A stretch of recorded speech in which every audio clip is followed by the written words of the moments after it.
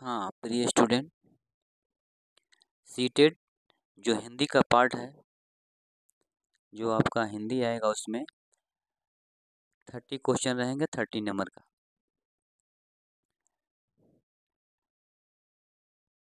निम्नलिखित गद्यांश के आधार पर पृष्ठ संख्या 31 से 35 तक के उत्तर दीजिए। गद्यांश को पढ़ के उसका उत्तर देना है। भरत अब प्रौढ़ावस्था में आ चुका है। भीषण घात प्रतिघात से सत्कार करते हुए भी उसने बहुमुखी विकास किया है, इसमें संदेह नहीं, लेकिन उसका एक प्रकोष्ठ अंधकार में अभी भी डूबा हुआ है। हृदय, जो कि मानवीय क्रिया व्यापार का निदान है, इस समय वह स्वार्थपरता और भोगवाद के एक ऐसे रोग से ग्रसित हो गया है जिसके कारण मानवीय आचार भी ढीला हो गया है। क्षेत्रवाद, जातिवाद, भाषावाद, संप्रदायवाद प्रभृति विविधताएं जो आज़ादी के साथ उपहार में मिली थी, आए दिन कहीं न कहीं अपनी लोक हर्ष लीला संपन्न करती रहती है। परिणाम स्वरूप शिथिल पड़ते हुए अनुशासन के संबंध, विखंडित होती श्रद्धा और कलंकित होता विश्वास मानवता के लिए कांटों की सेज बन प्रस्तुत हो रहे हैं। फिर भी 21वीं सदी में प्रवेश की अधीरता हमें सर्वाधिक रही है। कतिपय लोग कपोलों की कृत्रिम रंगीनियों समुच्चय देशवासियों का पर्याय मान लेना उचित नहीं है। अतः कल्पना के भव्य महलों के ध्वंसावशेषों पर अर्थात की झोपड़ी का निर्माण ही उचित होगा। सॉरी, देख लीजिए, ठीक ना। तो इसका क्वेश्चन देखो, पहला इसका क्वेश्चन इसमें पहला क्वेश्चन का मतलब कि आपको जो पेपर में 31 नंबर, ठीक ना, 31, वह शब्द बताइए जिसमें संधि तथा प्रत्यय दोनों का प्रयोग हुआ है। उस शब्द को बताना है जिसमें संधि और प्रत्यय दोनों का प्रयोग हुआ है। ए रंगीनिया, बी ध्वंसावशेषों और सी अधीरता, डी है संप्रदायवाद। क्वेश्चन नंबर 30, 4 ऑप्शन है। 4 ऑप्शन में से आपको बताना है कौन सा ऑप्शन सही है। तो 31 का B right answer. Question number 32, question 32, इनमें से वह शब्द बताइए जिसमें समास तथा उपसर्ग का प्रयोग हुआ है। ए घात प्रतिघात, बी भारतीयों, सी कर्मयोगी और डी है आत्मनिर्भरता। तो क्वेश्चन नंबर 32 का 32 का ए राइट आंसर, घात प्रतिघात। क्वेश्चन नंबर 33,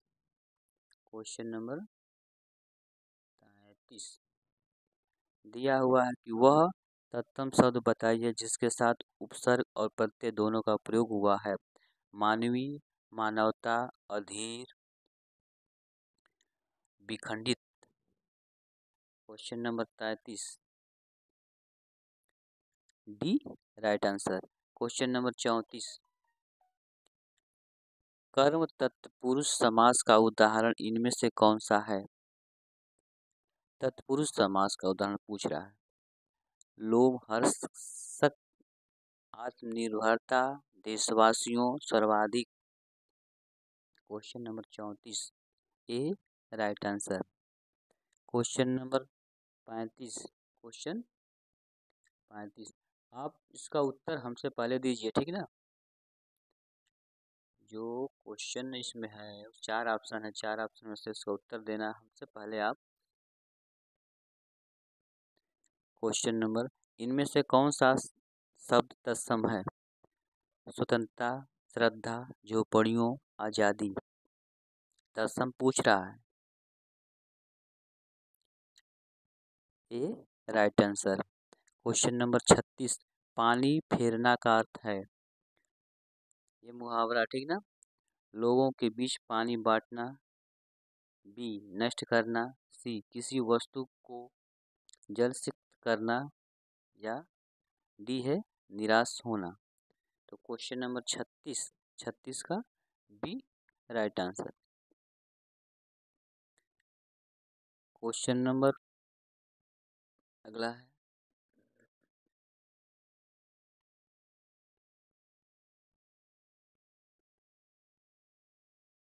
इसमें दिया हुआ है आपको क्वेश्चन, निर्देश 37 से 39, ठीक ना। निम्नलिखित प्रत्येक प्रश्न में एक वाक्य को 3 खंडों में बांटा गया है। यदि किसी खंड में त्रुटि हो उसका चयन करें और अन्यथा विकल्प डी चुनें, ठीक ना।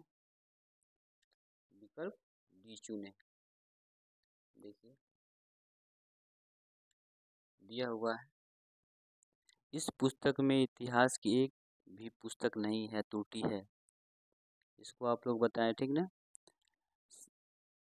और 37 हो गया। 38 देखिए, वह शीघ्र वह देशव्यापी आंदोलन हो गया, कोई त्रुटि नहीं है। इन दोनों क्वेश्चन को आंसर आप बताना है, ठीक ना। कमेंट में लिख के इसको ऑप्शन, इसका राइट आंसर बताना है आपको। क्वेश्चन नंबर अगला देखिए,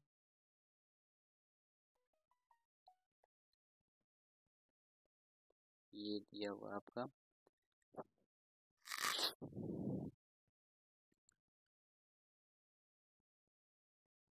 39 का भी आपको क्वेश्चन बताना। क्या तुमने प्रार्थना पत्र पर अपना हस्ताक्षर कर दिया है, कोई त्रुटि नहीं है। A B C D 4 option है, अब इसमें आपको बताना है।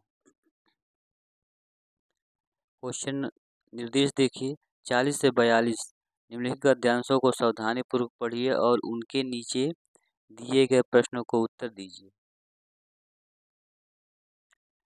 मेरी नज़र में गांधी वह व्यक्ति हैं जिन्होंने अहिंसा का असंभव लगने वाला हथियार का खूबसूरत प्रयोग किया। उनके विचार और जीवन शैली में निर्मल और प्रेरणादायक रही है। हिंद स्वराज जैसी छोटी सी पुस्तिका में जितनी गुण बातें लिखी हैं उतनी मैंने किसी अन्य पुस्तिका में नहीं पाई है। इस पुस्तिका को एक बार पढ़ने के बाद मैं विचारों से एक सहमत नहीं हो पाया, लेकिन जब वैश्विक समस्याओं से जोड़कर मैंने फिर वह पुस्तिका 2-3 बार पढ़ी तो लगा कि मेरे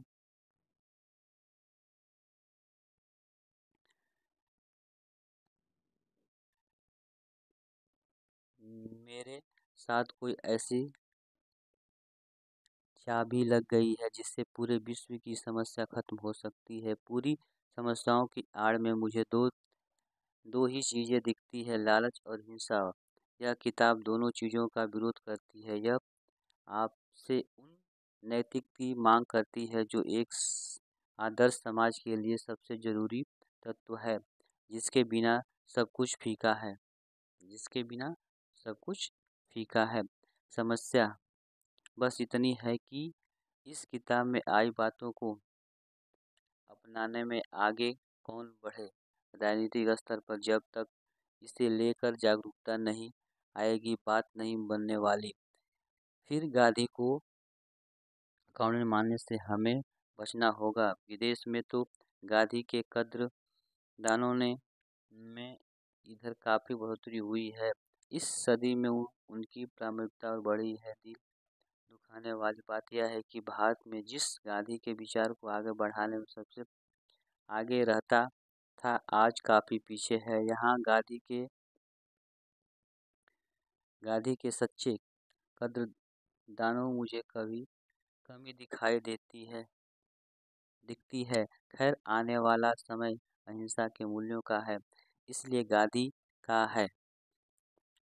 क्वेश्चन नंबर 40, क्वेश्चन नंबर 40 देखिए, निम्नलिखित में से उस कथन का चयन कीजिए जो सही है। A B C D 4 option है, 4 ऑप्शन में से सही ऑप्शन बताना है आपको। गद्यांश लेखक हिंद स्वराज नामक पुस्तक पढ़कर तत्काल प्रभावित हो गया। बी, गांधी के अप्रासंगिक हो जाने की बात से लेखक पूरी तरह सहमत है और उनकी इस किताब को महज प्रेरणा के रूप में ग्रहण करने की लेखक ने सिफारिश की। सी, लेखक ने गांधी को अकाउंटेंट मानने से बचने की सलाह दी। और डी है, लेखक हिंद स्वराज में व्यक्त विचारों की न्यास स्वीकार्यता है। तो क्वेश्चन नंबर 40 का आपको कौन सा सही आंसर है उसको बताना है। क्वेश्चन नंबर 40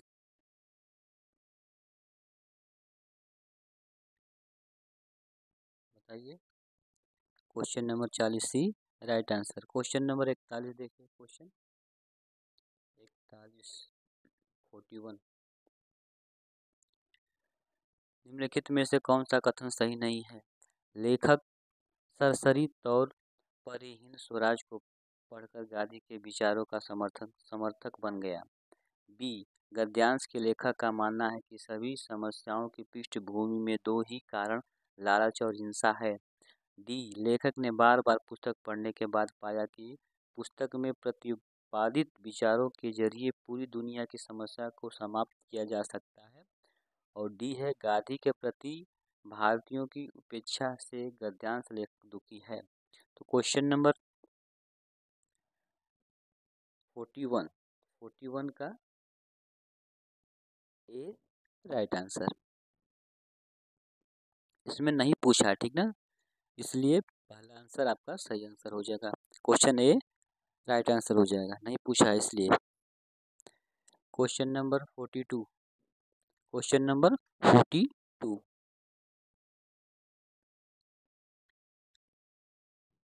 हिंद स्वराज बार बार पढ़ने के बाद लेखक ने अपनी समस्याओं की पृष्ठभूमि में गांधी के विचारों का परीक्षण किया और उसके समाधान किए। बी, वैश्विक समस्याओं के संदर्भ में उनके बौद्धिक परीक्षण के उपरांत निष्कर्ष निकाला कि गांधी के विचारों के जरिए समग्र वैश्विक समस्याओं का निदान संभव है। और डी, गहन मंथन करके निष्कर्ष निकाला कि गांधी के विचार वर्तमान में असामाजिक हो गए। और डी है, गांधी के विचारों को व्यवहार में परिणत करना असंभव पाया। तो क्वेश्चन नंबर इसमें से कौन सा राइट है। 42 B right answer. Question number 43 question number 43 कमल शब्द का निम्नलिखित में से कौन पर्याप्त नहीं है। नीरज, सरोज, जलद, पंकज, इसमें से कौन नहीं पूछा है। तो 43 सी जलज, ठीक ना, बाकी सभी कमल के हैं, जलज नहीं है। क्वेश्चन नंबर 44 निम्नलिखित वाक्यों में शुद्ध वाक्य का चयन कीजिए। मैं सकुशल पूर्वक हूँ, इसे जानकर वह विस्मय होगा। मैं खुशी हुआ, मुझे साइकिल चलाना नहीं आता। तो क्वेश्चन नंबर 44 का डी राइट आंसर। 45 निम्नलिखित वाक्यों में कौन मिश्र वाक्य है। परिश्रमी छात्र परीक्षा में सफल होता है, जो छात्र परिश्रम करता है वह परीक्षा में सफल होता है। क्या परिश्रमी छात्र परीक्षा में सफल नहीं होता। और डी है, छात्र परिश्रम करता है और परीक्षा में सफल होता है। क्वेश्चन नंबर 45 क्या B right answer. Question number 46 उद्बोध विधि का उदाहरण है। रेखाचित्र द्वारा, मानचित्र द्वारा, व्यवहारिक द्वारा, ए और बी दोनों। Question number 46 D right answer. 47 प्राथमिक स्तर पर कविता शिक्षण की प्रणाली है। गीत, अभिनय, व्याख्या, ए और बी दोनों। तो क्वेश्चन नंबर 48 का डी राइट आंसर। 47 था। 48 देखिए, नैदानिक परीक्षण का उपयोग है छात्र की अभिव्यक्ति का सुधार करना, छात्र की भाषा संबंधित क्षमताओं का सुधार करना, छात्र की कमजोरियों का पता लगाना, और डी है छात्र में सद्बुद्धियों का विकास करना। 48 का सी राइट आंसर। क्वेश्चन नंबर 59, कविता शिक्षण की विशेषता है अनुभूति की प्रधानता, संगीतात्मकता, रसानुभूति, इनमें से सभी। 49 डी राइट आंसर।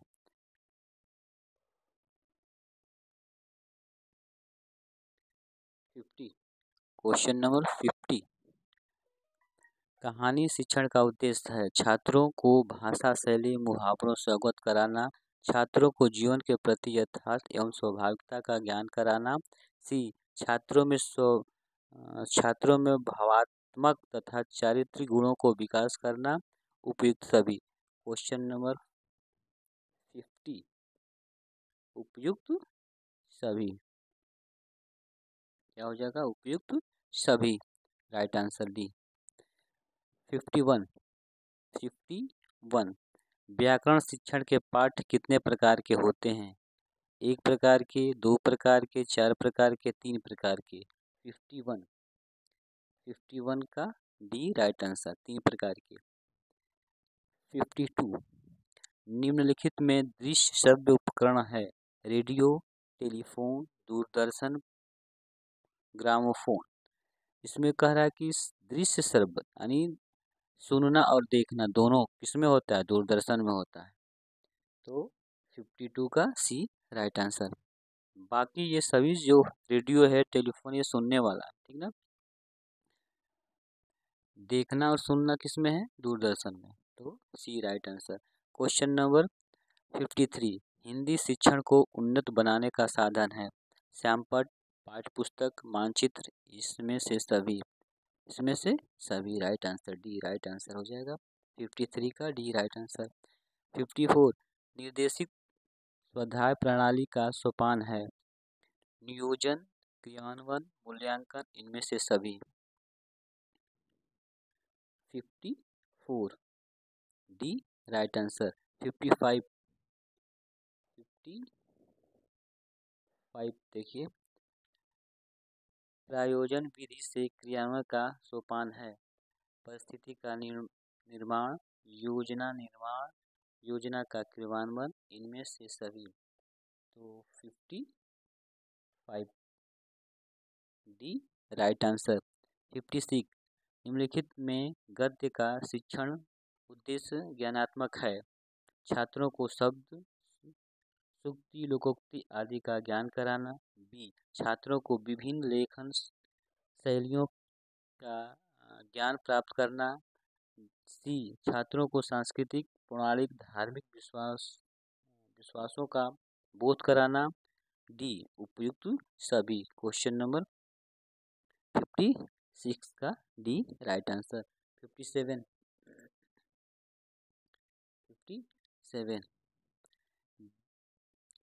विद्यालय पाठ्यक्रम में त्रिभाषा सूत्र के क्रियान्वयन इस प्रकार हैं निम्न प्राथमिक स्तर, उच्च प्राथमिक स्तर, निम्न माध्यमिक स्तर, इनमें से सभी। 57 का डी राइट आंसर। 58 सामान्यतः जिन विषयों का शिक्षण विद्यालय में होता है वह कहलाता है शिक्षण, पाठ्यक्रम, अधिगम, समायोजन। 58 बी राइट आंसर। 59 मातृभाषा शिक्षण का सिद्धांत निम्नलिखित में से है अभिप्रेरणा का सिद्धांत, रुचि का सिद्धांत, क्रियाशीलता का सिद्धांत, इनमें से सभी। 59 डी राइट आंसर। 60 उच्च प्राथमिक स्तर पर पढ़ाई जाने वाली भाषा होगी मातृभाषा या क्षेत्रीय भाषा, संघीय भाषा, संघ संघीय भाषा, ससंघीय भाषा, और सी है विदेशी भाषा। डी ऑप्शन में ए और बी दोनों।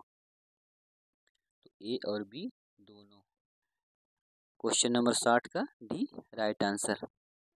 तो हिंदी में आपको 60 क्वेश्चन आएंगे। 60 का मतलब सॉरी यानी 30 क्वेश्चन आएंगे 30 नंबर का। ठीक, तो हिंदी का पार्ट खत्म हो गया। अब इसके बाद पर्यावरण। तो आप चैनल को सब्सक्राइब, लाइक और कमेंट कर दीजिएगा।